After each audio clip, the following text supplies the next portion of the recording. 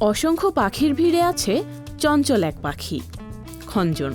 খঞ্জন প্যাসিডিফর্মিস গোত্রের মোটা সিলিডি পরিবারের পাখি। সরু দেহের লম্বা লেজ বিশিষ্ট পাখিটি দেখতে অনেক সুন্দর। এটি বেশ চঞ্চল স্বভাবের একটি পাখি।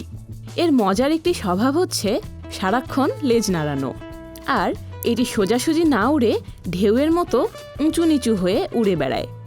বীজ, পোকামাকড়, ক্ষুদ্র শামুক, কেঁচো ইত্যাদি তার প্রিয় খাবার। এই পাখি দ্রুত হেঁটে ও দৌড়ে শিকার ধরার জন্য ছুটে চলে।